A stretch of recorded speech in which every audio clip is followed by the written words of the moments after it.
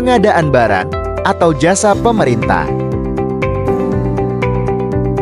Apa sih yang dimaksud dengan pengadaan barang atau jasa? Menurut Peraturan Presiden Nomor 46 Tahun 2025, pengadaan barang atau jasa pemerintah yang selanjutnya disebut pengadaan barang atau jasa adalah kegiatan pengadaan barang atau jasa oleh kementerian atau lembaga, perangkat daerah atau institusi lainnya, atau pemerintah desa yang dibiayai oleh APBN atau APBD desa yang prosesnya sejak identifikasi kebutuhan sampai dengan serah terima hasil pekerjaan.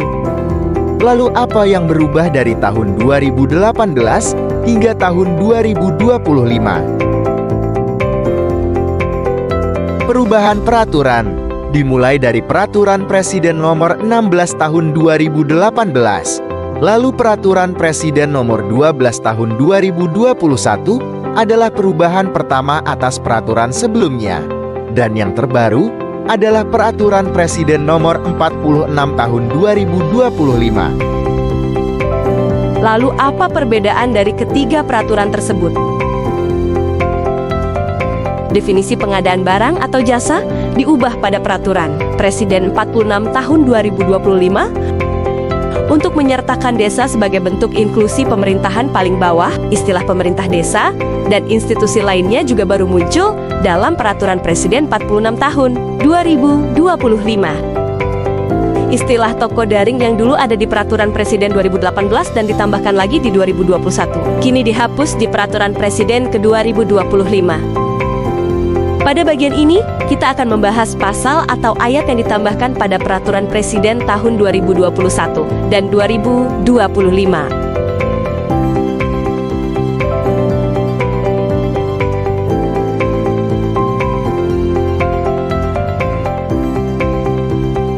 Berikut merupakan pasal atau ayat yang ditambahkan pada Peraturan Presiden Nomor 12 Tahun 2021.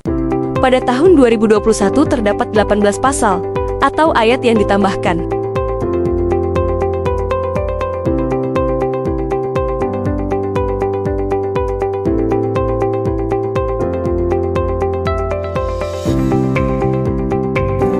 Sedangkan pada tahun 2025 terdapat 44 pasal atau ayat yang ditambahkan.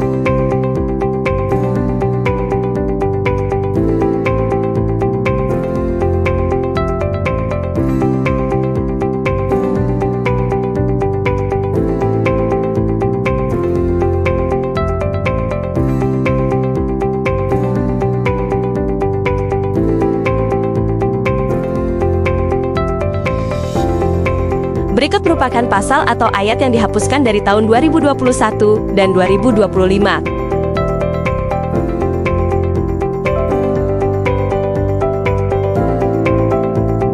Pada Peraturan Presiden Nomor 12 Tahun 2021, terdapat 9 pasal atau ayat yang dihapus.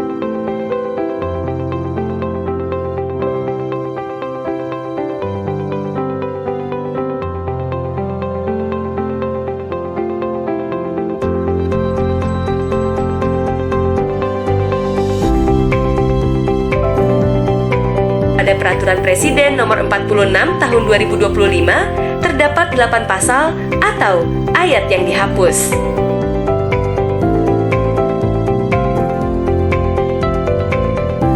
Perubahan isi pasal dan ayat pada pengadaan barang atau jasa pemerintah.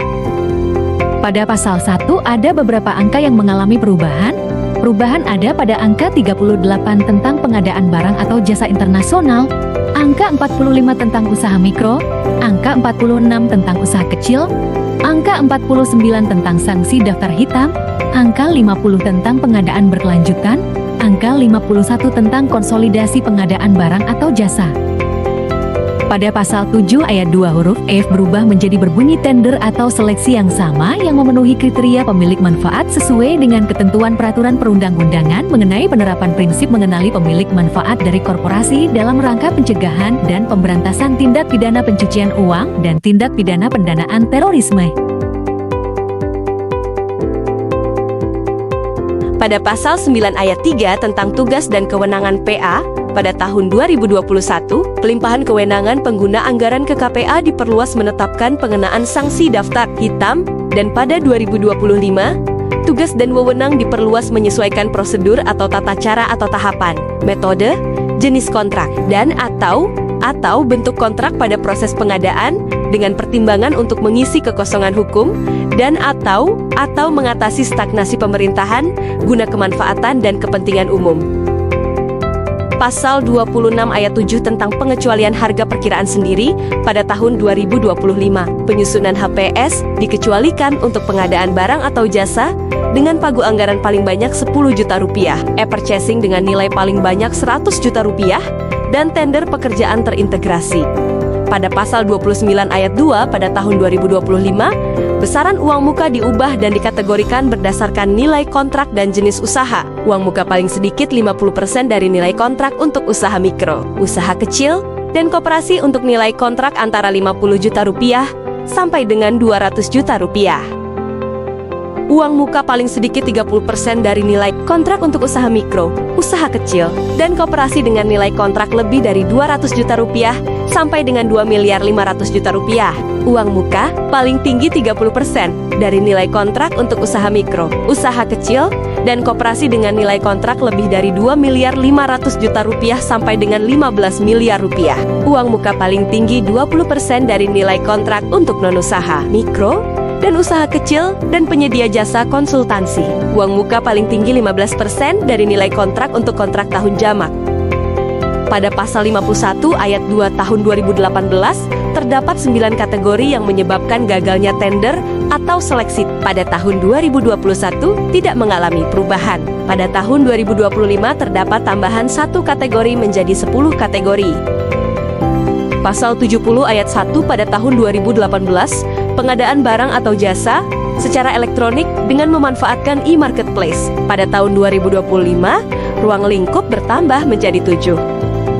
Pasal 70 ayat 2 pada tahun 2018, layanan e-marketplace dalam pengadaan barang atau jasa. Dan pada 2025, terkait interkoneksi sistem pengadaan elektronik dengan sistem informasi pemerintahan lainnya. Perubahan berdasarkan aspek. Pada tahun 2018, pada pasal 19 tentang ketentuan penyusunan spesifikasi teknis atau KAK dengan prioritas produk dalam negeri dan SNI, terdapat 3 ayat yang mengatur. Pada tahun 2021 tentang penyusunan spesifikasi teknis atau KAK oleh PPK dengan prioritas produk dalam negeri dan ramah lingkungan. Pada ayat 1 ada penambahan dan perubahan. Pada tahun 2025 ada penambahan pada ayat 1A. Penguatan kebijakan afirmasi UMKM dan koperasi tidak diatur pada Peraturan 2018 dan 2021, lalu pada tahun 2025 ditambahkan pada Pasal 20 ayat 3. Pengadaan langsung pekerjaan konstruksi pada tahun 2018 maksimal 200 juta dan pada tahun 2021 tidak terjadi perubahan. Pada tahun 2025 diubah menjadi maksimal 400 juta. E-purchasing diatur dalam pasal 50 pada tahun 2025 mewajibkan e-purchasing jika tersedia, kecuali ada alasan rasional, dan menambah 3 ayat yaitu ayat 5A, 5B, 5C. Tingkat komponen dalam negeri dan bobot manfaat perusahaan. Pada tahun 2021, TKDN tambah BMP paling rendah 40%. Pada tahun 2021, tambahan pasal 66 ayat 3A terkait kewajiban penggunaan produk dalam negeri. Pada tahun 2025, lebih diperjelas pada pasal 66 ayat 2A, 2B, 2C, 2D.